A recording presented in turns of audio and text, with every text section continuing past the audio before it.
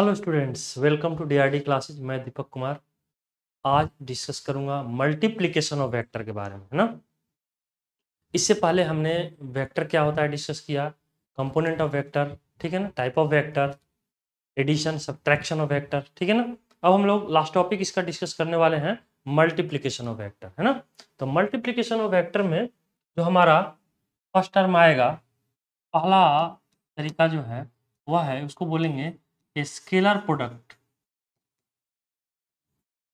है ना, और dot product of two vectors, है ना,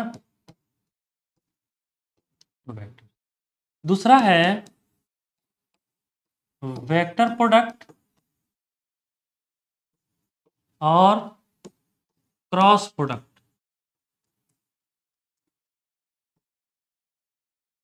ऑफ टू वेक्टर्स, ठीक है ना। तो हम लोग क्या करेंगे, पहला देखेंगे स्केलर प्रोडक्ट,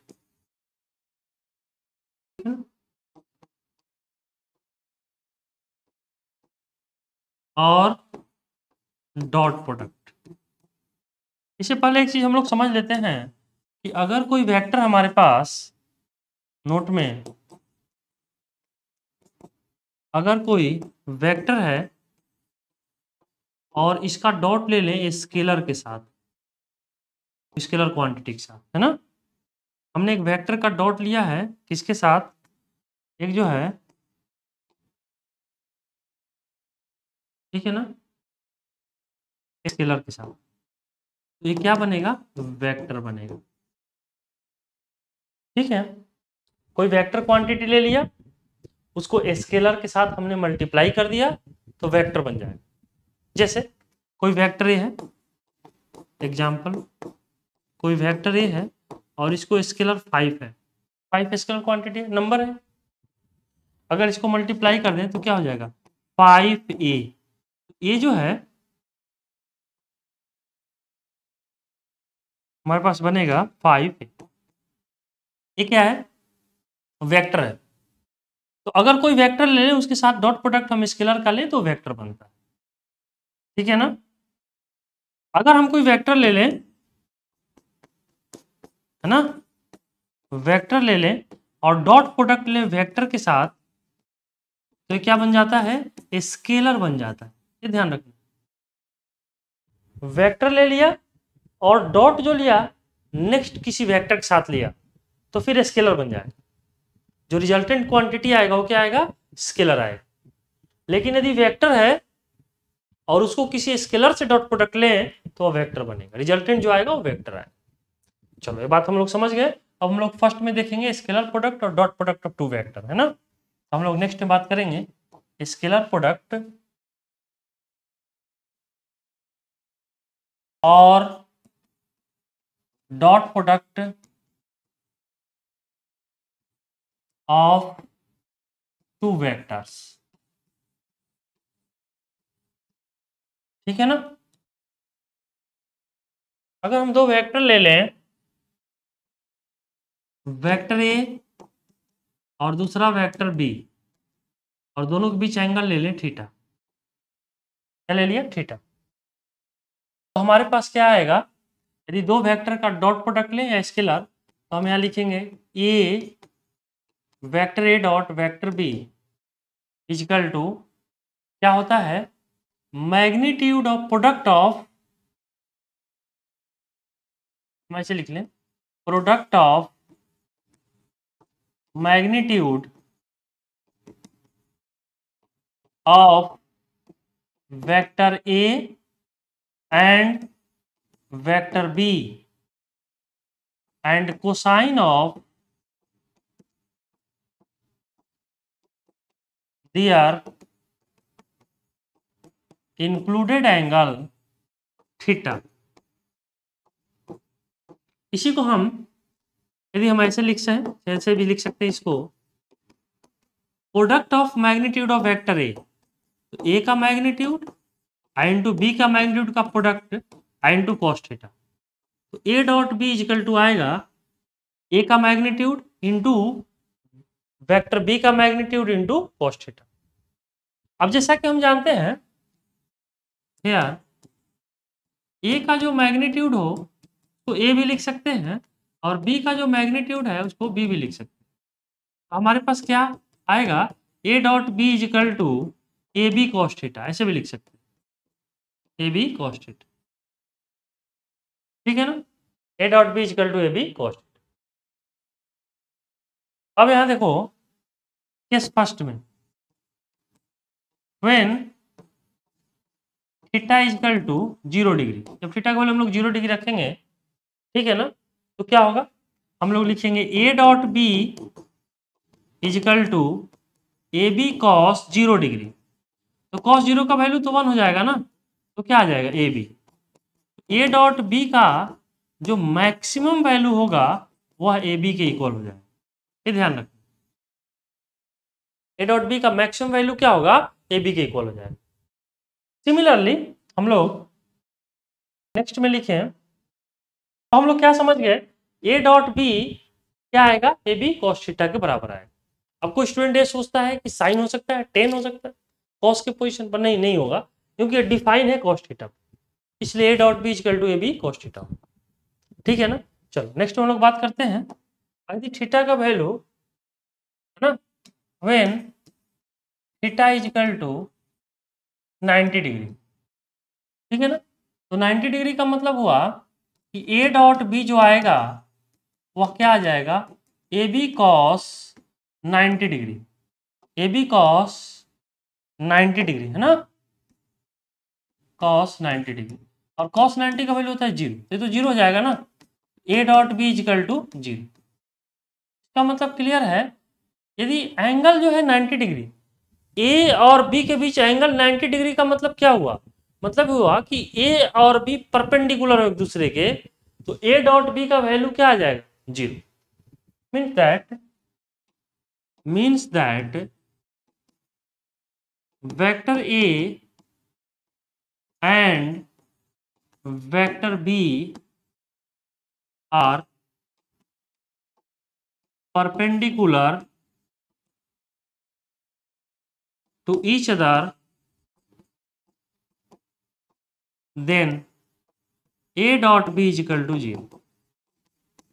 ये ध्यान रखना, जब दोनों परपेंडिकुलर होगा तो a डॉट बी का वैल्यू हमेशा 0 होगा। चलो केस हम लोग थर्ड में देखें, केस थर्ड में क्या है, when theta is equal to 180 degree, theta का वैल्यू 180 डिग्री, तो क्या लिखेंगे, A dot B is equal to A B cos 180 degree, और कॉस 180 का वैल्यू होता है -1, तो माइनस ए बी आ जाएगा, और ए डॉट बी का ये जो है मिनिमम वैल्यू होगा, क्या होगा, मिनिमम वैल्यू। मैक्सिमम वैल्यू क्या बताए थे, ए प्लस ए इंटू बी, और मिनिमम वैल्यू होगा माइनस ए इंटू बी। बहुत अच्छा, अब यहाँ देखो, अब हम लोग ऐसा करते हैं, हम यहाँ लिखेंगे नोट में, A dot B is equal to, ठीक है ना, बी डॉट ए लिख सकते हैं, ठीक है ना, इसको कम्यूटेटिव लॉ बोलते हैं,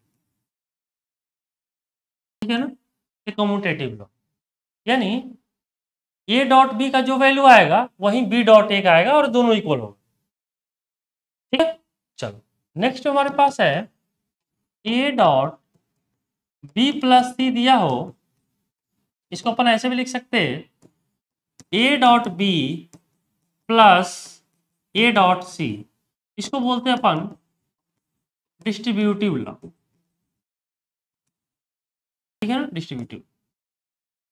ठीक है, चलो नेक्स्ट में हम लोग जो बात कर रहे हैं समझना, वह जो है प्रोडक्ट ऑफ डॉट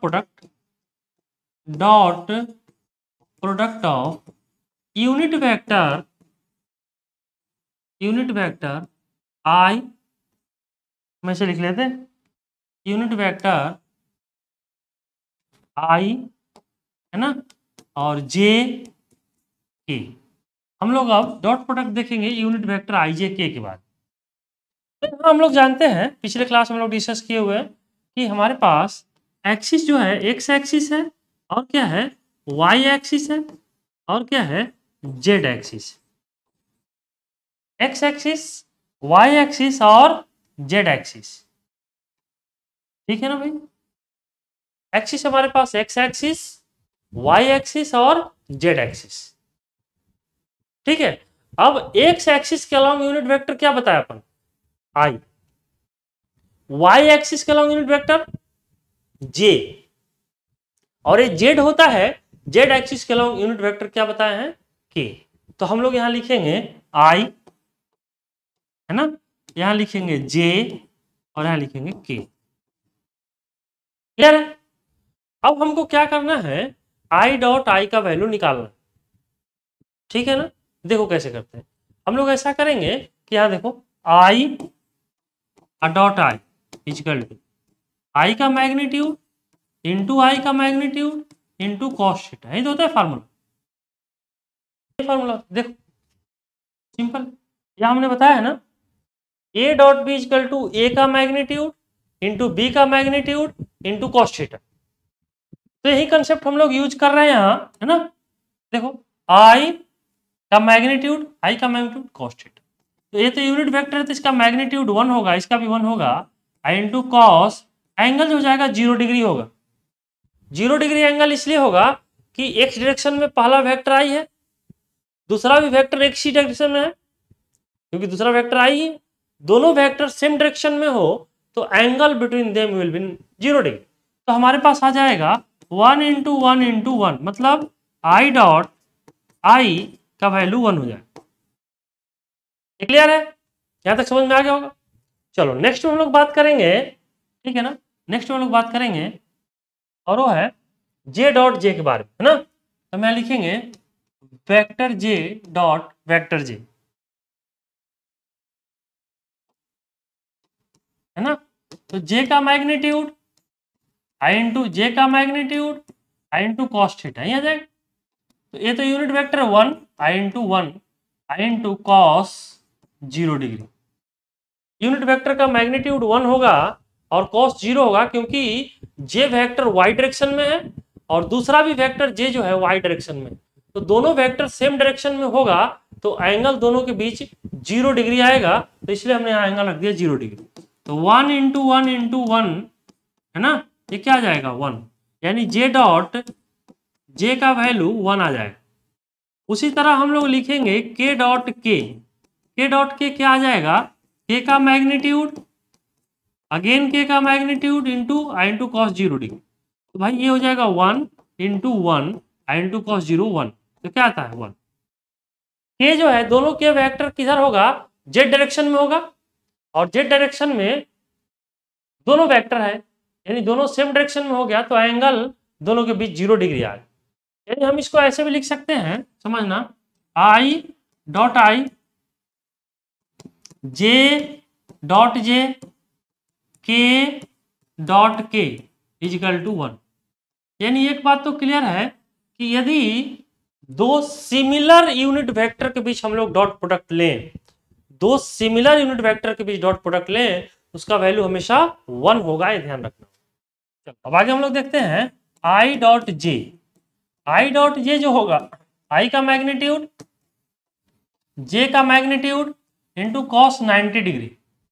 कॉस 90 क्यों हुआ, क्योंकि एक वेक्टर आई जो है एक्स डायरेक्शन में है और दूसरा वेक्टर जे वाई डायरेक्शन में है। एक्स डायरेक्शन और वाई डायरेक्शन के बीच एंगल क्या बनेगा, हमेशा 90 डिग्री बनेगा। तो cos 90 तो 0 हो जाएगा, तो ये टर्म तो 0 हो जाएगा। तो आई डॉट जे ये क्या आ जाएगा 0।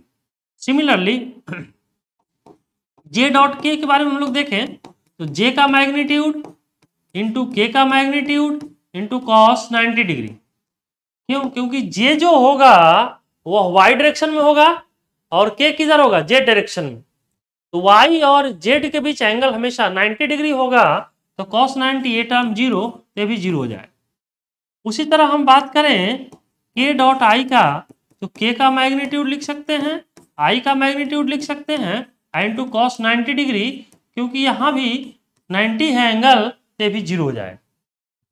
k और i के बीच एंगल 90 होगा, k किधर होगा जेड एक्सिस में, i किधर होगा एक्स एक्सिस में। तो x और z के बीच एंगल हमेशा 90 होगा और cos 90 यहाँ 0 हो जाएगा। बहुत अच्छा, हम लोग इसको ऐसे भी लिख सकते हैं I dot J is equal to J dot K is equal to K dot I is equal to 0, है ना। तो ये 0 आ जाए, यानी क्लियर है। इसको हम थोड़ा सा और अच्छे से लिख लें तो यानी क्लियर है कि दो डिफरेंट यूनिट वेक्टर के बीच यदि हम डॉट प्रोडक्ट लें तो उसका वैल्यू क्या आ जाएगा 0। आई डॉट जे डॉट के नहीं और के डॉट आई का यूनिट वेक्टर डॉट प्रोडक्ट लें तो 0 हो जाए। तो ये क्लियर है कि अगर दो सिमिलर यूनिट वेक्टर के बीच डॉट प्रोडक्ट लोगे तो 1 आएगा और दो डिफरेंट यूनिट वेक्टर के बीच यदि डॉट प्रोडक्ट लेंगे तो उसका वैल्यू 0 आएगा। यहां तक बात समझ में आ गई। चलो नेक्स्ट में हम लोग जो बात करने वाले हैं और वो है, अगर हम लोग देखें यहाँ, ठीक है ना, यदि दो वेक्टर हम लोग ले लें, ठीक है, पहला वेक्टर है, नोट हम लिख लिया, ध्यान रखना है, ठीक है। एक वेक्टर कोई ए है ना, एक कोई वेक्टर क्या है ए, और ए को हमने ले लिया ए X I plus A Y जे, है ना, प्लस ए जेड के, ऐसा कुछ हमने ले लिया। उसी तरह वेक्टर बी को हमने ले लिया B X I plus B Y जे और प्लस बी जेड के, इस तरह हमने ले लिया, है ना, ठीक है। अब यहाँ देखो, यहाँ जो वेक्टर है वह क्या है, आई जे के टर्म में दिया हुआ। अब हमको निकालना है ए डॉट बी, क्या निकालना है, vector A dot vector B. हमने आई का वैल्यू रखना होगा A X I plus A Y J plus A Z K, है ना। उसी तरह से डॉट यहाँ लेना है भाई, और डॉट हम लोग लिखने वाले हैं B X I plus B Y J plus B Z के, क्लियर है। चलो अब हम लोग सिंपली मल्टीप्लीकेशन करेंगे, जिस तरह अलजेब्रा में करते हैं उसी तरह हम लोग मल्टीप्लाई करेंगे। बड़ा सिंपल है, ए एक्स को सभी से मल्टीप्लाई करेंगे, फिर ए वाई को सभी से मल्टीप्लाई करेंगे, फिर ए जेड को सभी से मल्टीप्लाई करेंगे। करके देखते हैं क्या आता है। चलो एक्स को मल्टीप्लाई करते हैं भाई, A X B X I dot I, है ना भाई, बहुत बढ़िया, plus A X B Y I dot J, बहुत अच्छा, है ना, और plus A X B Z I dot K, है ना भाई, आई डॉट के, बहुत बढ़िया, आगे यहाँ तक। चलो अब नेक्स्ट में हम लोग बात करेंगे, जब एक से हमने सभी मल्टीप्लाई कर लिया उसी तरह हमको ए वाई से सभी मल्टीप्लाई करना पड़ेगा।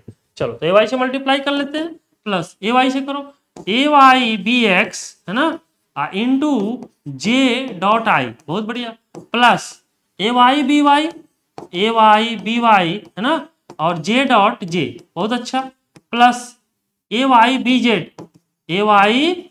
जेड जे डॉट के, बहुत अच्छा, है ना, प्लस हो गया यहाँ तक। हमने ए वाई को सभी से मल्टीप्लाई कर लिया।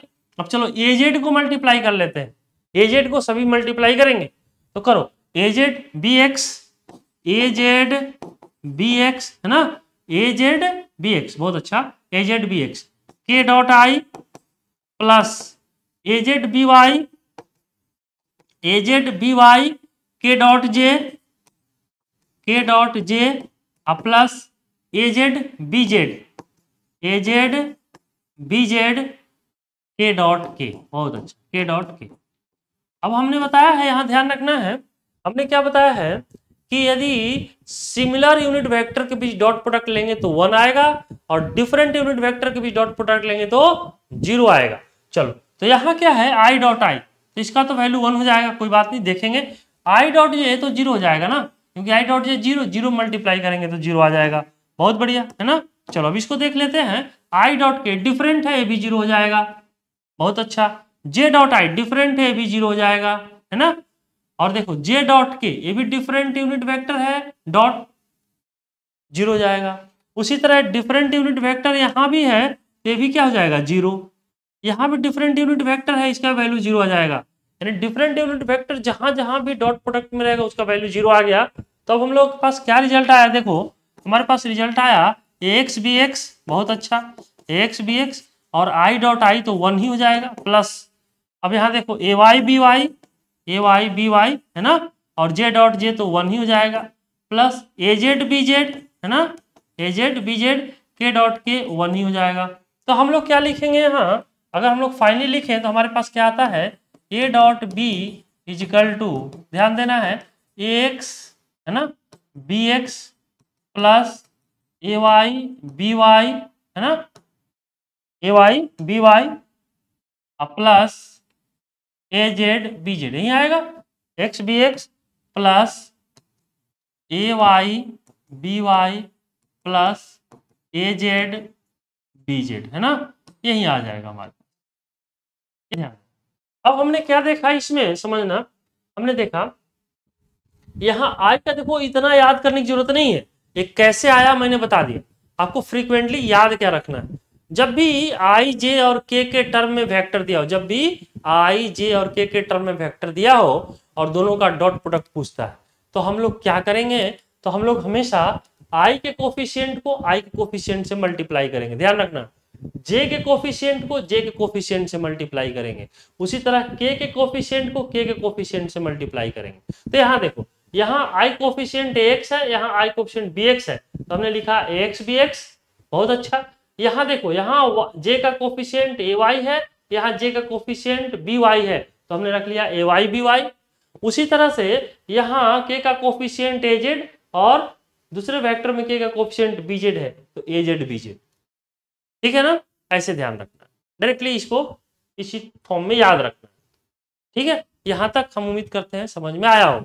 चलो तो इसको नोट कर लो, फिर हम लोग इस पर एक क्वेश्चन करेंगे तो और क्लियर हो जाएगा। चलो क्वेश्चन देख लेते हैं ना, जैसे हमारे पास है, देखो हमारे पास है क्वेश्चन क्या है, देखो समझना है कि ये कोई वेक्टर है और ये जो है आई जे के टर्म में 2i प्लस जे प्लस 3 के ऐसे करके दिया हुआ है।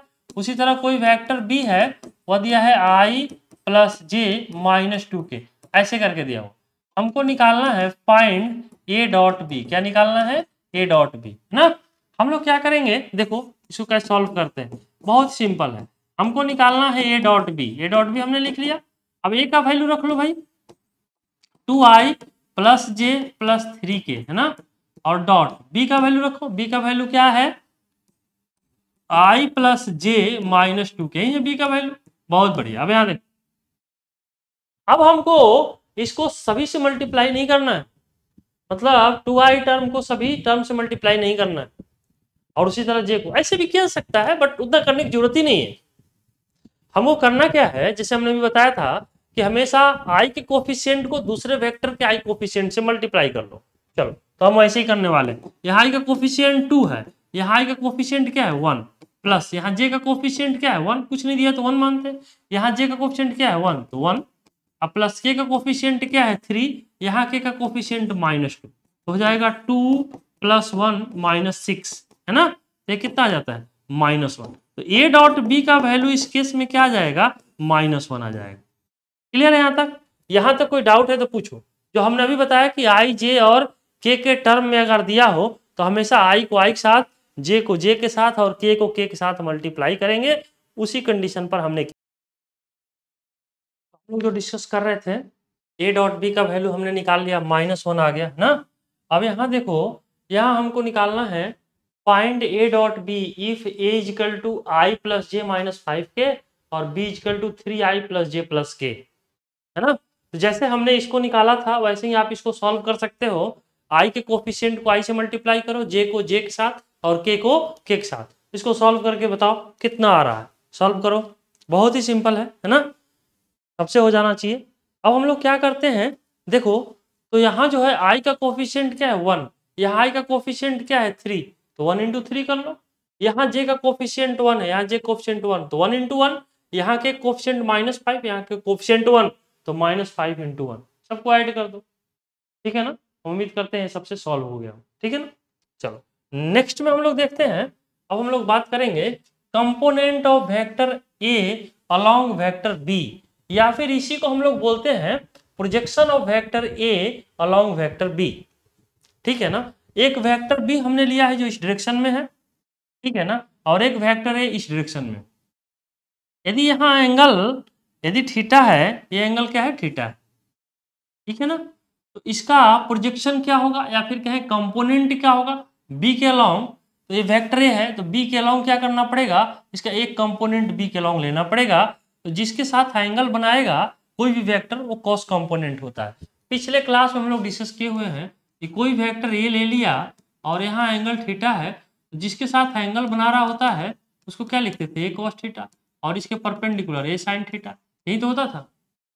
तो यहाँ यही करना है कि वेक्टर ए जो है इस लाइन के साथ एंगल बना रहे तो इसका एक कंपोनेंट आ जाएगा ए कॉस थीटा जो बी के अलोंग होगा, ठीक है ना। तो हम फर्स्ट में यहाँ लिखेंगे, है ना, फर्स्ट में, ठीक है ना, कंपोनेंट, है ना, कंपोनेंट ऑफ वेक्टर ए, ठीक है ना, ठीक है ना, vector A is equal to A cos theta, क्या हो जाएगा, ए कॉस थीटा, बी के अलोंग यही है ना, A cos theta, A cos theta लिखते हैं, स्केलर फॉर्म में लिखते हैं, स्केलर फॉर्म, ओनली मैग्नीट्यूड, इसमें केवल मैग्नीट्यूड हम लोग देखेंगे, ठीक है ना। अब हमारे पास जो आ जाएगा, समझना, ए कॉस थीटा जो आ गया, तो कॉस थीटा का वैल्यू हमको पता है, कैसे पता है, देखो A dot B is equal to क्या होता है, ए बी कॉस थीटा, ही तो होता है। तो कॉस थीटा यहाँ से निकल जाएगा A dot B upon A B, यही तो निकलेगा। तो हम यहाँ लिखेंगे ए तो रहेगा रहेगा, कॉस थीटा का वैल्यू आ जाएगा A dot B upon A B, यही आ जाएगा, ए और ए तो कैंसिल ही हो जाएगा, तो क्या आएगा, vector A dot vector B upon B. अब हमें ध्यान होगा कि यूनिट वेक्टर, हमने बताया था यूनिट वेक्टर, यूनिट वेक्टर को लिखने के लिए क्या तरीका बताए थे, हम बताए थे कि vector upon magnitude of vector unit vector होता था। जैसे कोई वेक्टर अगर हम यहाँ देखें, कोई वेक्टर ए है ना, अगर इसको यूनिट वेक्टर में लिखना हो तो क्या लिखते थे, vector upon magnitude of vector. इसी को ऐसे भी लिखा जा सकता था, vector A upon A magnitude of vector. तो यहाँ देखो, यहाँ वेक्टर बी है upon magnitude of vector B, तो इसको यूनिट वेक्टर लिख सकते हैं। तो हमारे पास जो आ जाएगा वो आ जाएगा vector A into unit vector B. ये ध्यान रखना है, जिसके अलोंग कंपोनेंट लेना है, देखो कंपोनेंट ऑफ वेक्टर ए, ये वेक्टर का कंपोनेंट किसके अलोंग लेना है, बी के अलोंग, तो बी यूनिट वेक्टर के टर्म में लिखेंगे, vector A dot unit vector B, किसके अलोंग ले रहे हैं, बी के अलोंग ले रहे हैं, तो यूनिट वेक्टर बी लिखेंगे। किसका कंपोनेंट ले रहे हैं, ए वेक्टर का, तो पहले लिखेंगे vector A into unit vector B, क्योंकि बी के अलोंग हमको लेना, याद रहेगा। चलो अब हम लोग दूसरा में देखेंगे, ये तो फर्स्ट पॉइंट हो गया, सेकंड पॉइंट में देख लेते हैं। सेकंड पॉइंट में क्या आएगा, ठीक है ना, इसको हटा देते हैं, इसकी जरूरत नहीं है, हमें उम्मीद है यहाँ तक सबको समझ में आया होगा। अब यहाँ देखो, अगर हम मैग्नीट्यूड और डायरेक्शन दोनों लें, है ना, मैग्नीट्यूड और डायरेक्शन, ठीक है, इन वेक्टर फॉर्म, इन वेक्टर फॉर्म, है ना, वेक्टर फॉर्म में यहाँ मैग्नीट्यूड रहेगा और साथ साथ डायरेक्शन भी रहेगा, डायरेक्शन भी रहेगा, है ना।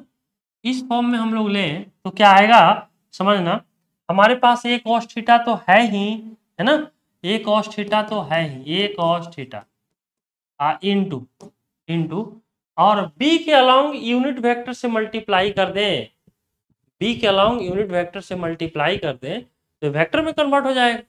तो हम लिखेंगे यहाँ यूनिट वेक्टर बी, ठीक है।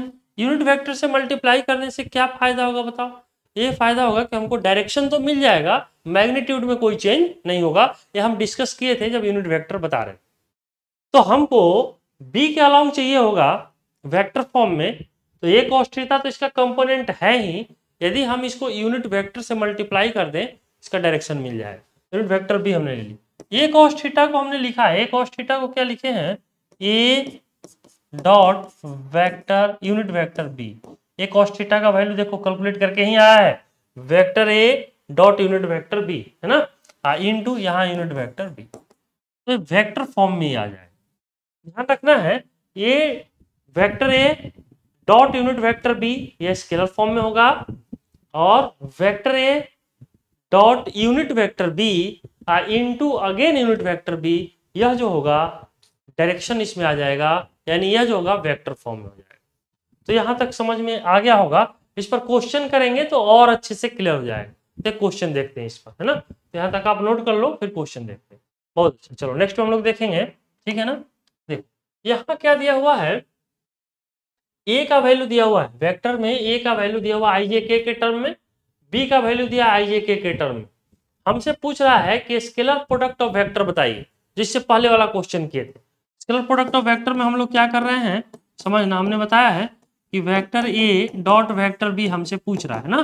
तो ए का वैल्यू रख लो 2i प्लस जे और माइनस 2k, है ना, और डॉट। अब बी का वैल्यू रख लो i प्लस 2j और प्लस 2k, है ना।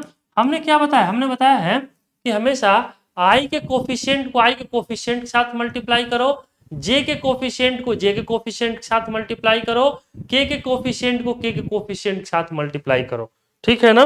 तो हमारे पास क्या आ जाएगा, i का कोफिशिएंट 2 है, यहाँ i का कोफिशिएंट 1, यहाँ j का कोफिशिएंट 1, यहाँ j कोफिशिएंट 2, यहाँ k का कोफिशिएंट -2, यहाँ का कोफिशिएंट 2।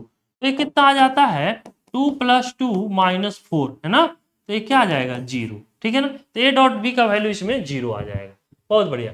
अब एंगल बिटवीन वेक्टर्स पूछ रहा है, तो हम लोग अब कैलकुलेट करेंगे एंगल बिटवीन वेक्टर्स। चलो तो एंगल निकालने के लिए हम लोग क्या करेंगे, सेकेंड पार्ट इसका हम लोग निकालेंगे, A dot B is equal to होता है ए बी कॉस थीटा, है ना। तो कॉस थीटा यहाँ से निकाल सकते हैं, और ये आ जाएगा vector A dot vector B upon A B, है ना।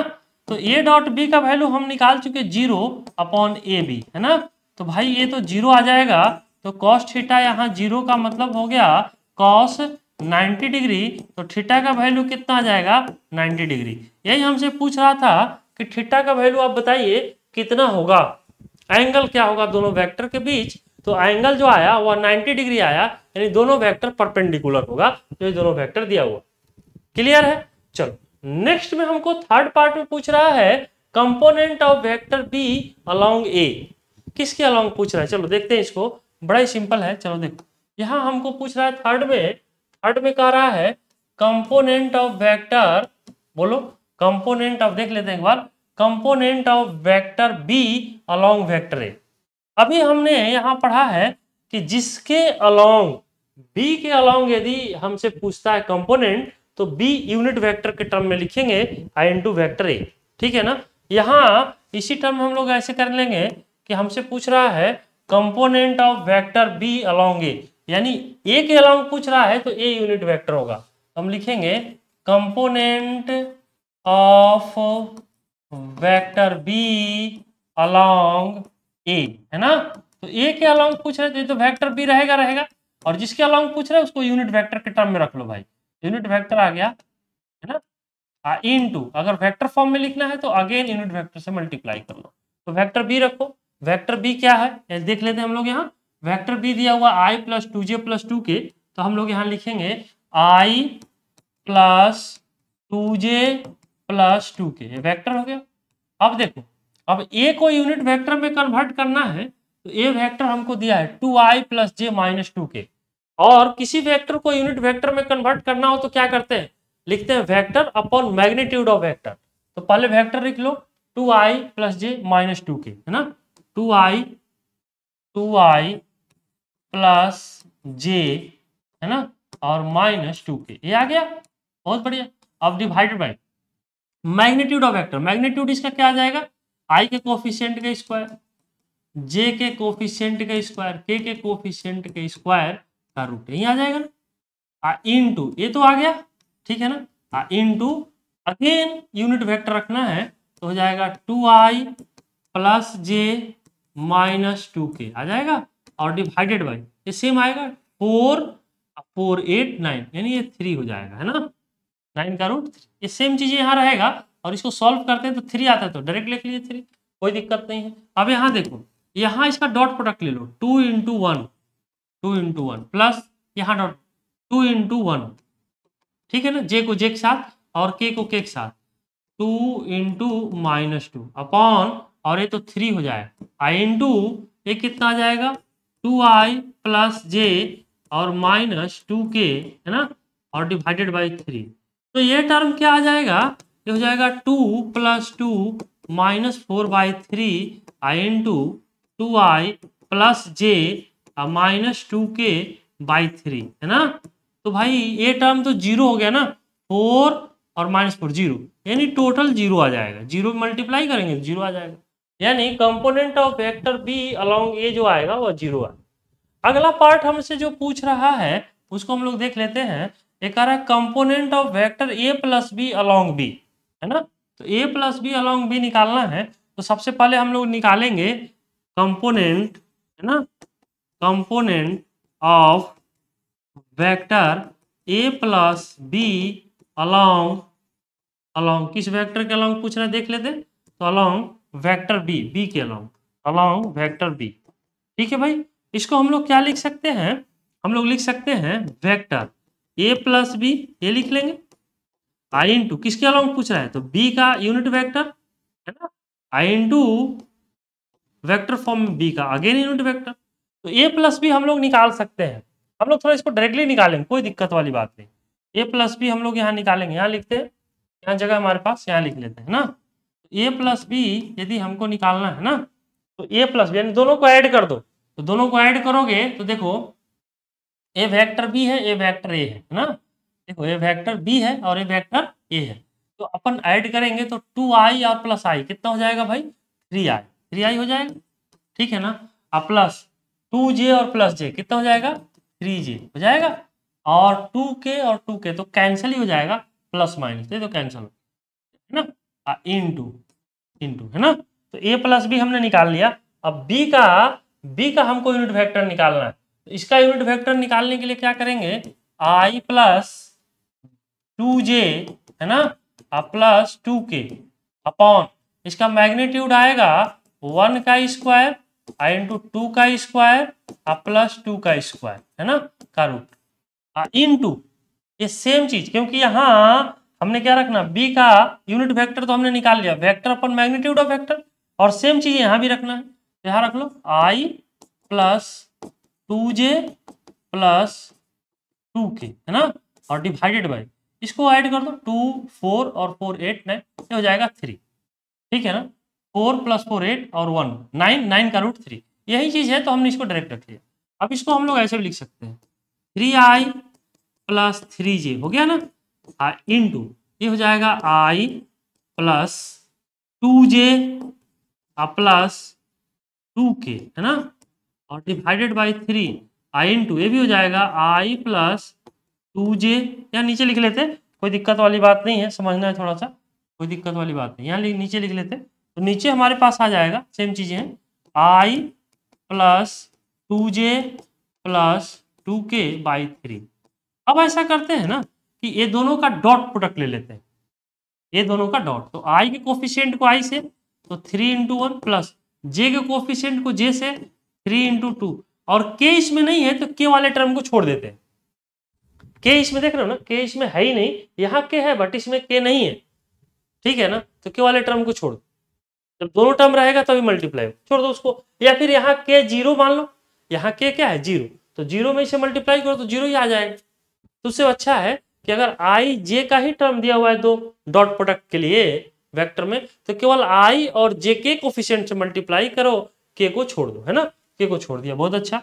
चलो यहाँ और इनटू ये हो जाएगा हमारे पास, है ना, ये तो हमने कर लिया, ये तो हमने इसका डॉट प्रोडक्ट ले लिया। अब हमारे पास क्या बच गया, ये दोनों का डॉट प्रोडक्ट तो ये आ गया, ठीक है ना, और डिवाइडेड बाई 3 है तो यहाँ 3 रहेगा, और यहाँ देखो ये वाला टर्म लिख लेते हैं i plus 2j plus 2k/3, है ना। तो ये देखो ये 3 प्लस 6 9 ये ऊपर आ जाएगा 9 है, 3 × 3 9, यानी ये कैंसिल ही हो जाएगा, ये टर्म कैंसिल ही हो जाएगा। तो क्या बचेगा, बचेगा i plus 2j plus 2k, यही आ जाएगा। तो हमने निकाल लिया कंपोनेंट, ये था फोर्थ पार्ट था component of vector a plus B along b। पहले हमने क्या किया, a प्लस बी निकालने के लिए a और b हमको दिया हुआ है, हम दोनों ऐड कर दिए, i इंटू बी के अलोंग है तो यूनिट वेक्टर b से मल्टीप्लाई करते हैं, डायरेक्शन के लिए अगेन b यूनिट वेक्टर से मल्टीप्लाई कर लेते हैं। तो a प्लस बी हमने निकाला, ये आ गया, और यूनिट वेक्टर b का निकालना होगा तो हम रखते हैं vector upon magnitude of vector, तो वेक्टर रख लिए मैग्नीट्यूड ऑफ वेक्टर, और सेम चीज यहाँ रख लिए, है ना। अब ये दोनों का डॉट लिए तो ये आ गया, 3 और 3 कैंसिल हो गया, ये टर्म हमारे पास आ जाएगा।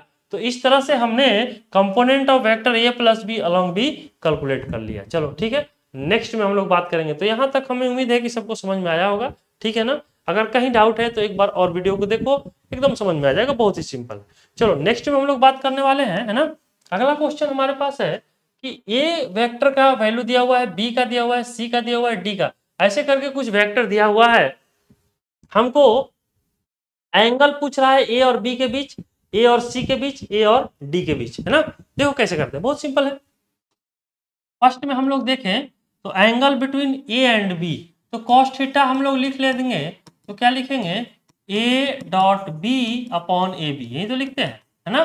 तो ए डॉट बी का वैल्यू रख लो, तो ए का वैल्यू रखो cos theta I sine theta J, बहुत सिंपल है, कॉस थीटा आई और plus sine theta I into J, A का वैल्यू रख लिया आई इंटू डॉट, अब बी का वैल्यू रखो साइन थीटा आई, है ना, आप प्लस माइनस कॉस थीटा जे, ये आ गया, बहुत बढ़िया, और डिवाइडेड बाय ए का मैग्नीट्यूड रखना होगा नहीं, और बी का मैग्नीट्यूड। तो मैग्नीट्यूड के लिए हमने बताया है आई के कोफिशिएंट का स्क्वायर करो, जे के कोफिशिएंट का स्क्वायर करो। आई का कोफिशिएंट क्या है भाई, कॉस स्क्वायर थीटा, जे का coefficient sine square theta, add कर लिए, ए का मैग्नीट्यूड निकल गया, बी का भी निकाल लो साइन स्क्वायर थीटा, है ना, प्लस माइनस कॉस थीटा का होल स्क्वायर भी आ जाएगा, इसका भी रूट ले लो। तो हमारे पास क्या आ जाता है, cos theta into cos theta, cos into sine, I को आई के साथ मल्टीप्लाई करना है, तो कॉस थीटा इंटू साइन, देख रहे हो आई का कोफिशिएंट कॉस है, आई कोफिशिएंट साइन है, मल्टीप्लाई कर लिया, अब प्लस यहाँ देखो जे का कोफिशिएंट साइन थीटा और के यहाँ जे का coefficient minus of cos theta, है ना, और डिवाइडेड बाय इसका तो value sine square theta plus cos square theta 1, और इसका भी sine square theta plus cos square theta 1, ये प्लस माइनस है, तो ये दोनों देख रहे हो, ये प्लस माइनस माइनस, तो हमारे पास आ जाएगा cos theta sine theta minus cos theta sine theta और डिवाइडेड बाय 1, ये तो कैंसिल ही हो जाएगा, ये तो जीरो आ गया भाई। तो जीरो कितना का वैल्यू होता है, कॉस 90 का, तो इस केस में थीटा का वैल्यू फर्स्ट वाले केस में आ जाएगा 90 डिग्री, यहाँ तक क्लियर है, फर्स्ट वाले केस में 90 डिग्री आ गया। चलो तो ए और बी के बीच जो एंगल बनेगा, जो हमसे पूछ रहा था, वो 90 डिग्री बनेगा, बहुत बढ़िया। अब यहाँ देखो, अब सेकंड में पूछ रहा है ए एंड सी के बीच, तो सेकंड सिचुएशन में देखो ए डॉट सी, हम सॉरी कॉस थीटा यदि हम लें तो क्या लेना पड़ेगा, हम यहाँ लेंगे cos theta is equal to vector A dot vector C upon A C, है ना। तो ए और सी का डॉट ले लो, है ना भाई, तो ए और सी का डॉट लो, यहीं से डायरेक्ट ले सकते हैं भाई। देखो ए का आई का कोफिशिएंट कॉस थीटा, हम डायरेक्ट लेते हैं कॉस थीटा, है ना, और यहाँ देखो सी के लिए आई का कोफिशिएंट साइन थीटा है, तो साइन थीटा, बहुत अच्छा, प्लस अब यहाँ देखो ए के लिए साइन थीटा है जे का कोफिशिएंट, है ना, आई इंटू सी के लिए है कॉस थीटा, क्या हो जाएगा कॉस थीटा अपॉन, है ना। अब यहाँ ए का मैग्नीट्यूड निकालना हो तो आई के कोफिशिएंट का स्क्वायर कर दो, तो कॉस स्क्वायर थीटा, प्लस जे के कोफिशिएंट का स्क्वायर कर दो, तो साइन स्क्वायर थीटा का रूट आ गया, आई इंटू ए साइन स्क्वायर थीटा, भाई थोड़ा ध्यान देना है ना, ए साइन स्क्वायर थीटा है, इसको हम फिर से लिख लें, तो हमारे पास आता है कॉस स्क्वायर थीटा और ये हो जाएगा साइन स्क्वायर आई इंटू, अब देखो सी का मैग्नीट्यूड निकालना है, देखो सी का निकालना है ना, तो सी का मैग्नीट्यूड निकालने के लिए क्या करेंगे, आई का कोफिशिएंट का स्क्वायर प्लस जे के कोफिशिएंट का स्क्वायर, तो सी में देखो, सी में क्या है, आई का कोफिशिएंट क्या है साइन, तो साइन स्क्वायर थीटा प्लस जे का कोफिशिएंट क्या है सी में कॉस, तो कॉस स्क्वायर थीटा, है ना, इसका रूट ले लो, बहुत बढ़िया। अब यहाँ देखो ये जो है ऐड हो जाएगा, इसका तो वैल्यू 1, इसका वैल्यू 1, तो हमारे पास क्या आता है देखना, है ना, देखो हमारे पास क्या आता है, यहाँ कॉस थीटा इक्वल टू, है ना, कॉस थीटा इक्वल टू, ये दोनों ऐड हो जाएगा, तो हो जाएगा 2 sine theta into cos theta, 2 sine theta into cos theta और डिवाइडेड बाय इसका वैल्यू 1, इसका वैल्यू 1, तो 1 इंटू 1 1 ही होगा, कोई दिक्कत नहीं। इसको ऐसे भी लिख सकते हैं साइन 2 थीटा, लिख सकते हैं क्या, बहुत बढ़िया, साइन 2 थीटा लिख दिए। इसको ऐसे भी लिख सकते हैं cos pi by 2 minus 2 theta, ऐसे लिख सकते हैं क्या, देख रहे हो ना, cos pi by 2 minus theta sine theta होता है, यानी इसी टर्म को ऐसे भी लिख सकते हैं। तो यहाँ थीटा का वैल्यू आ जाता है π/2 माइनस 2 थीटा, ठीक है ना। यहाँ एंगल ये आ जाए,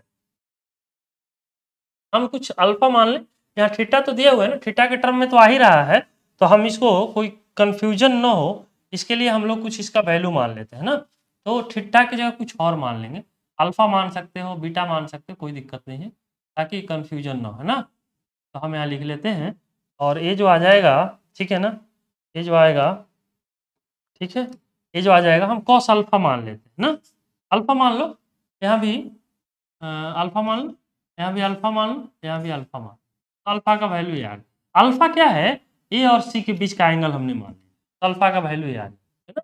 तो हम उम्मीद करते हैं यहाँ तक चीजें समझ में आई। अब हमको डी पार्ट में पूछ रहा है, सॉरी थर्ड पार्ट में ए और डी के बीच का एंगल पूछ रहा है, वेक्टर ए और वेक्टर डी के बीच, तो हम इसको कॉस बीटा मान लेते हैं थर्ड में, ठीक है ना। तो कॉस बीटा मानो, तो cos beta equal to A dot D, है ना, A dot D upon A D, यही लिखेंगे।